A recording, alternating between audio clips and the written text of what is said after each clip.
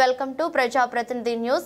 మెదక్ జిల్లా వెల్దుర్తి మండల కేంద్రంలో మండల సర్వసభ్య సమావేశం నిర్వహించారు. ఎంపీపీ హనుమన్న గారి స్వరూప నరేందర్ రెడ్డి అధ్యక్షతన నిర్వహించిన సమావేశానికి మండల పరిధిలోని అధికారులు, ప్రజాప్రతినిధులు హాజరయ్యారు. గ్రామాల్లో నెలకొన్న సమస్యలపై ఈ సమావేశంలో చర్చించారు. త్రాగునీటి సమస్య రాకుండా ప్రత్యేక చర్యలు చేపడుతున్నామని తెలిపారు. త్రాగునీటిని వృధా చేయవద్దని, వేసవి కాలంలో నీటి ఎద్దడి రాకుండా ప్రజలు సహకరించాలని సూచించారు. ఈ సందర్భంగా ఎంపీపీ స్వరూప నరేందర్ రెడ్డి మాట్లాడుతూ తెలంగాణ ముఖ్యమంత్రి రేవంత్ రెడ్డి ఇచ్చిన హామీ ప్రకారం 6 గ్యారంటీ పథకాల్లో 5 పథకాలను ఇప్పటికే అమలు చేశామని, వాటిని క్షేత్రస్థాయిలో ప్రజలకు చేర్చే విధంగా అధికారులు, ప్రజాప్రతినిధులు పనిచేయాలని సూచించారు. ప్రజాపాలనలో తీసుకున్న దరఖాస్తుల ప్రకారం ప్రజలకు సంక్షేమ పథకాలను అందిస్తున్నామని ఆమె అన్నారు. గ్రామాల్లో విద్యుత్ సమస్యలు, త్రాగునీటి సమస్యలు లేకుండా అధికారులు ముందస్తు చర్యలు తీసుకోవాలని సూచించారు.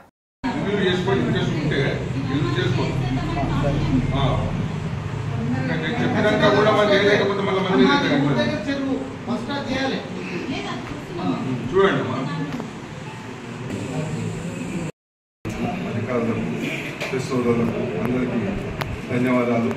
మనము ఏంటంటే ఈ సమావేశం ఈ 5 సంవత్సరాల కాలంలో ఈ సమావేశం ఆటగాని ఇంతకుముందు మన స్వరూప గారు గుర్తు చేసిండు.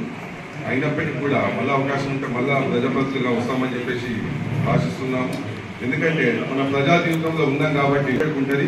అవకాశాలు ఉన్నా లేకున్నా ప్రజలతో సంబంధాలు పెంచుకొని మంచి పనుల కోసం మన ప్రజలతో కలుపుకొని ఎల్లప్పుడూ మన మండల అభివృద్ధి కోసము, గ్రామాభివృద్ధి కోసం కృషి చేస్తామని చెప్పేసి ఇసుకి మన మంచి కలయికతో ఇన్ని రోజులు మనం కాలం గడిపినందుకు పేరున అందరి అధికారులకు అందరికీ సభాముఖంగా ధన్యవాదాలు తెలుపుకుంటూ ఈ అవకాశం ఇచ్చినందుకు అందరికీ ధన్యవాదాలు తెలుపుకుంటున్నాను. గవర్నమెంట్ పెట్టింది, మాకు అవకాశం లేదని అందరూ కూడా మంచిగా మట్టి బిట్టి పోసిన మంచిగా లేదు. మన పాంబండ రూట్ ఈ శర్రపల్లి పాంబండ వయా బాలనగర్ అక్కడ సైడ్ అది బాగా ఈ రోడ్. అది కూడా కూరగాయలకు కానీ పాలకు కానీ ప్రతి ఒక్కరికి కూడా మంచి ఫెసిలిటీ ఉంటుంది. అది కంపల్సరీ చేయాలి సార్. అదొకటి, ఈ తూప్రాంత్ ఒకటి. తూప్రాంత్ 24 ఎప్పుడు నడుస్తూనే ఉండాలి సార్. ఇక్కడ నడుస్తుంది ఆర్టీసీ అందామా, నడుస్తలేదు మనకు ఆర్టీసీ కరెక్టే నడుస్తుందా, నడుస్తలేదు అందామా, నడుస్తుందా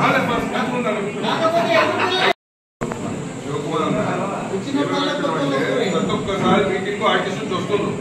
మేము ఎక్స్పెక్ట్ చేసి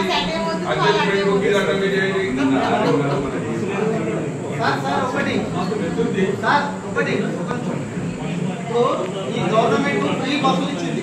ఫ్రీగా లేడీస్ అందరికి కూడా ఫ్రీ బస్సు పెట్టింది. కానీ మాకు బస్ సౌకర్యాలు లేదు సార్. ఎందుకు నేను ఇప్పుడైతే సార్ ఒక్క నిమిషం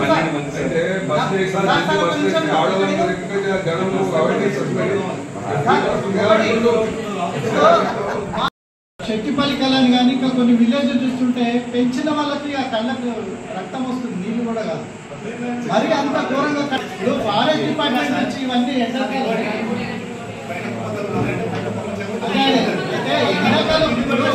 అసలు పెంచిన ఉద్దేశం ఎందుకండి?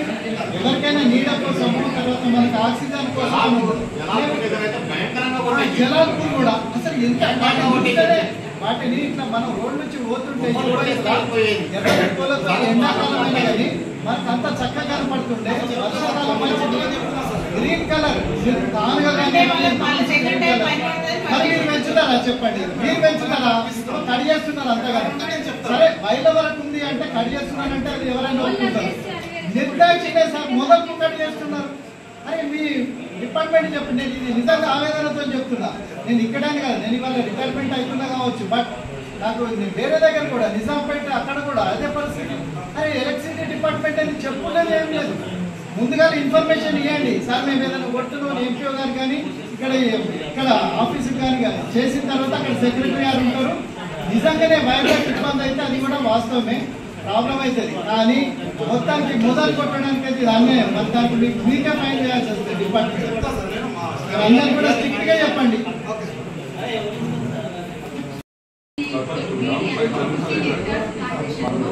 16,645 ప్లాంట్ మొక్కలకు సాయిల్ వర్క్ చేయించినాము. దామరజ సెక్షన్లో 7 మీటింగ్ చేయించినాము. దామరజ సెక్షన్లో 65 హెక్టార్ల ఎస్ఎన్ఎం ప్లాంటేషన్లో సాయిల్ వర్క్ చేయించింది. ప్రజెంట్ వర్క్ మేడం చిన్న రిక్వెస్ట్ మేడం, అంటే డంపింగ్ యార్డ్ ఉన్నాక కూడా చెత్త ఫారెస్ట్ చేస్తుంది మేడం విలేజ్లలో. ఎంత చెప్పినా కానీ వాళ్ళు అట్లనే చేస్తుంది మేడం. 2-3 సార్లు నేను అక్కడ విలేజ్లో వెళ్ళిగా చెప్పినాము. గ్రామ పంచాయతీ చెత్త వేయకుండా మీరు అవన్నీ కంపోస్ట్ ఉంటే అది డిస్కస్ చేయాలి. మనం లగైతే అది అంటుకుందంటే ఫైర్ ఏంటంటే అయితే ఇబ్బంది ఏ విలేజ్ అది ఏ విలేజ్ జలాల్కు స్పెషల్ ఉందా అండి? జలాల్కు లేదమ్మా.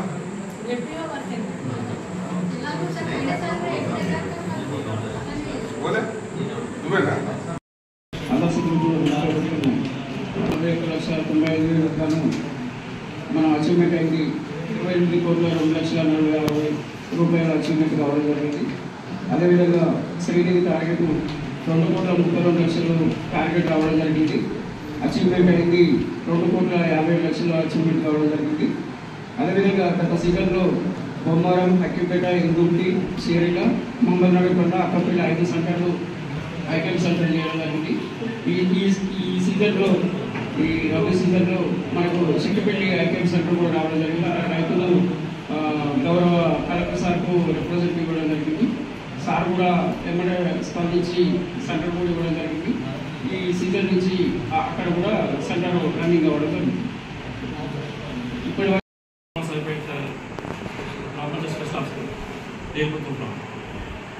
మన జరిగే ముందు మనం అన్ని డిపార్ట్మెంట్స్ డిస్కస్ చేసాం. ప్రత్యేకంగా మనం ఎంపీడీ గారు చెప్పినట్టుగా నీటి సరఫరా వేసవికాలం వస్తుంది కాబట్టి నీళ్ళ సమస్య తీవ్రంగా ఉంటుంది. కాబట్టి దాన్ని పొదుపుగా వాడుకోవడం అనేది మన అందరి బాధ్యత. వీలైనంత మట్టుకు ఈ సింగిల్ వేస్ట్ మోటార్స్ ఒక బిందె కోసం 10 బిందెలు వేస్ట్ చేయడం కానీ, లేకుంటే అలాగే ఆన్ చేసి వెళ్ళిపోవడం కానీ, అంటే మనం చూస్తుంటాము జనరల్గా చూసి దాన్ని వదిలిపెట్టేస్తాం. కాబట్టి మన ప్రతి ఒక్కరి బాధ్యత నీళ్ళు కాపాడడం కానీ, నీళ్ళు కొంటున్నాం పెట్టుకున్నట్టుగా నీళ్ళు కొంటున్నాం అంటే ఆ స్థాయిలో మనకు కొత్త అంటే మన మత్స్యతనాలకు మనము ఈ సహజ వనరులు అనేవి మనము దూరం చేసే ప్రయత్నం చేస్తాం. కాబట్టి వీలైనంత మటుకు అవసరం ఉంటేనే వాడుకోవడం. అదేదో ప్రభుత్వం ఇస్తుంది మనం తీసుకోవడం కాకుండా అది మనది, ఆ సంపద మనది, ఆ సహజ సంపదలన్నీ ప్రతి ఒక్కరికి చెందాయని చెప్పి మనం భావించి ఖచ్చితంగా ఆ నీటి పొదుపును వాడుకోవాలి. ఈ వాటర్ అంటే ఇప్పుడు ఇంతకుముందు మన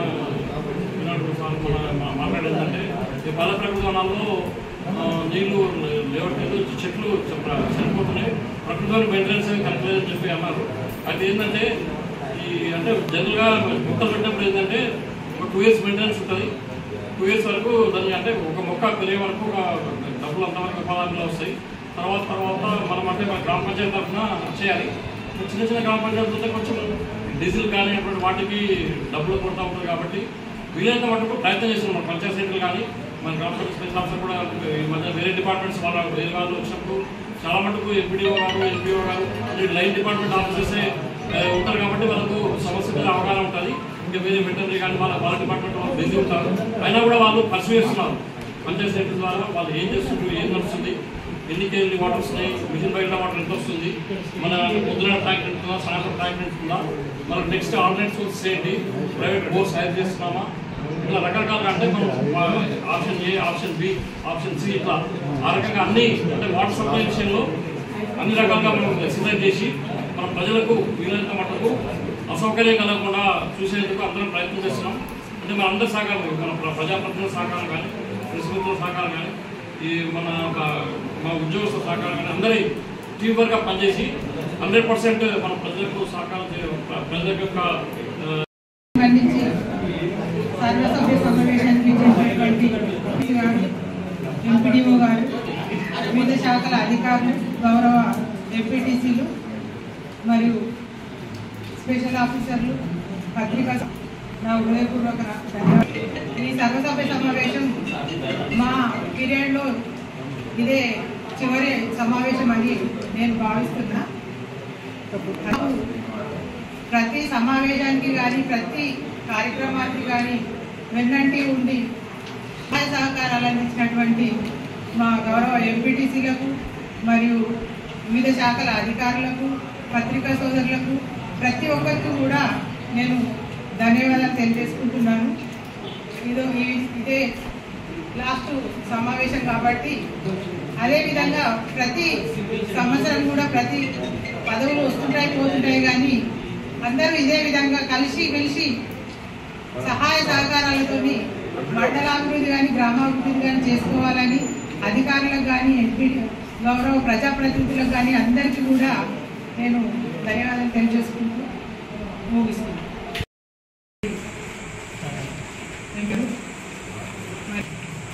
మండల స్థాయి ప్రభుత్వం వచ్చిన తర్వాత సీఎం రేవంత్ రెడ్డి గారు ప్రవేశపెట్టినటువంటి పథకాలు ప్రజలలోకి విధంగా ప్రతి ఒక్కరు కూడా కృషి చేయాలి. తను ప్రవేశపెట్టినటువంటి 6 గ్యారెంటీలలో ఒక్కొక్కటిగా గ్యారెంటీలు అన్నీ కూడా ప్రజలకు అందే విధంగా దాన్ని ఎంతో కృషి చేస్తున్నారు. మొదటగా మహిళలకు ప్రత్యేకంగా ఉచిత బస్సులలో ప్రయాణం చేయడం మరియు అందరికీ కూడా 200 యూనిట్ల వరకు అందించడం, ప్రజాపాలనలో ఏ దరఖాస్తులు పెట్టుకొని ఏ అర్హతలు పొందవలసిన వారికి ఆ అర్హతలు అందించే విధంగా ప్రజాపాలన దరఖాస్తులలో అందే ప్రతి ఒక్క అర్హత కూడా అందరికీ అందే విధంగా తాను కృషి చేయడం జరుగుతుంది. అదేవిధంగా అధికారులందరూ కూడా గౌరవ సర్పంచులు గ్రామాల్లో ప్రజలకు అందుబాటులో లేరు కాబట్టి ప్రత్యేక హోదాలో అధికారులే వెళ్ళారు కాబట్టి ప్రజలకు ఏ సమస్యలు ఉన్నా కానీ మీరందరూ కూడా ప్రజలకు అందుబాటులో ఉండి వాళ్ళ సమస్యలను తీర్చాలి. వాళ్ళకు అందే అర్హతలను కూడా మీరు దగ్గరుండి తీర్చగలరని కోరుకుంటున్నాను. మీ అర్హతలను వాళ్ళకు మీ సమయాన్ని వాళ్ళకు ప్రజలకు అందే విధంగా కేటాయించాలని, గ్రామాల్లో అందరికీ ప్రజలకు అందుబాటులో ఉండాలని కోరుకుంటున్నాను. అలాగే సమావేశాన్ని ప్రారంభిస్తున్నాను.